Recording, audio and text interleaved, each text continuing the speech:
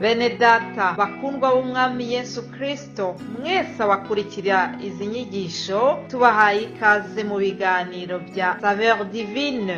Ibi biganiro mu bitegurirwa n'abavugabutumwa bwiza batandukanye, akaba ari umuhamagaro ugendera ku ijambo ry'Imana byanditse mu gitabo cy'ubutumwa bwiza uko bwanditswe na Matayo ibice 24 umurongo wa 14. Kandi ubutumwa bwiza bw'ubwami buzigishwa mu isi yose ngo bube ubuhamya bwo guhamiriza amahanga yose, nibwo imperuka izahera ko ize. Ibi biganiro mubikurikira ku channel ya YouTube yitwa Saveur Divine. Tubifurije kugubwa neza. Imana Data ari nayo So ibaha umugisha.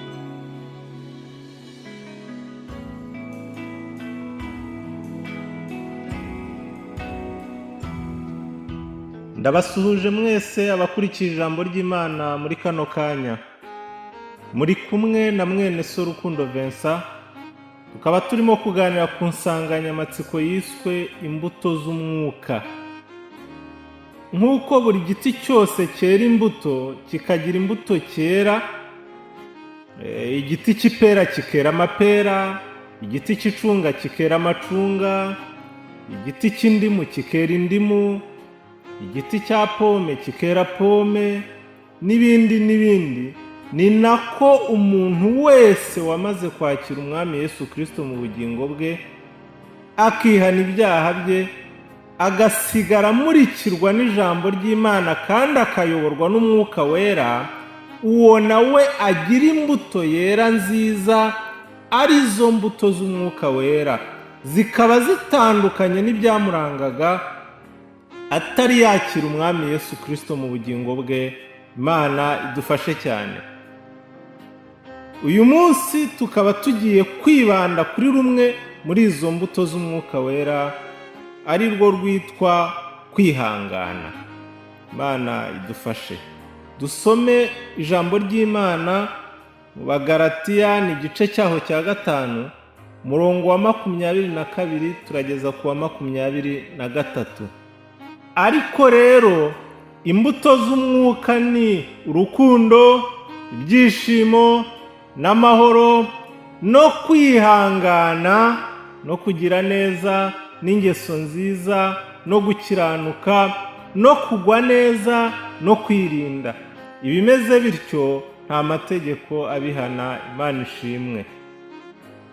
Tubonye rero mu ijambo ry'Imana ko kwihangana ari rumwe mu mbuto z'umwuka, cyangwa se kimwe mu biranga umuntu wamaze kuba wa Kristo by'ukuri.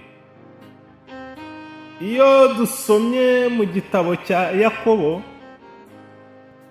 igice cyaho ni icya mbere, Yakobo igice cya mbere umurongo wa 12, haranditse ngo hahirwa umuntu wihanganira ibimugerageza, kuko namara kwemerwa azahabwa ikamba ry'ubugingo iry'Imana yasezeranyije abayikunda. Imana ishimwe cyane.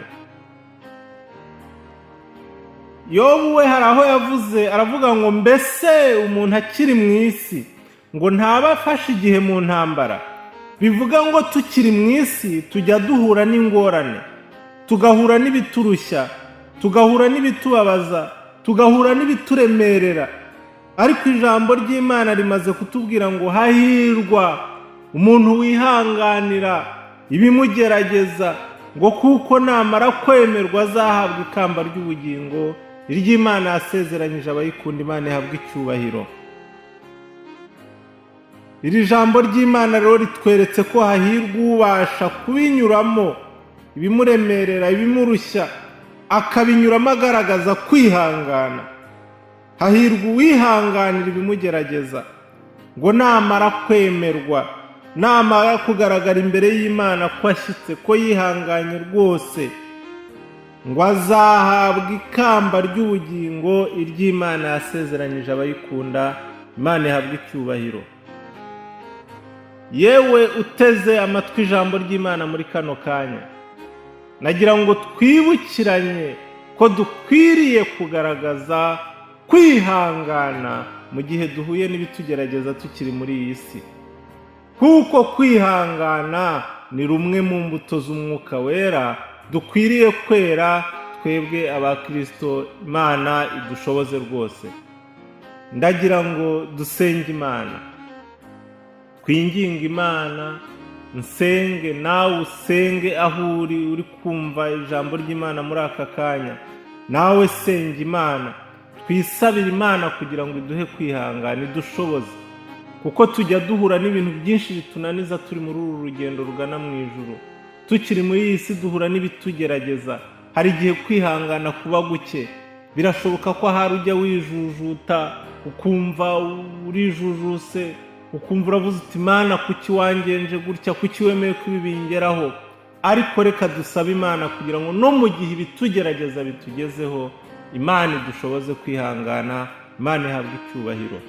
Uwiteka Mana yacu, tugushimiye ijambo ryawe ryongeye kutwibutsa ko kwihangana ari rumwe mu mbuto z'umwuka, kandi ko dukwiriye kwera urwo rubuto, kuko abihangana bazahabwa ikamba ry'ubugingo. Dushoboze Mana yacu, udushoboze buri wese wumvise iri jambo kugira kwihangana muri twe kutubemo rwose. Uko niko dusabye twizeye mu izina rya Yesu Kristo. Amen.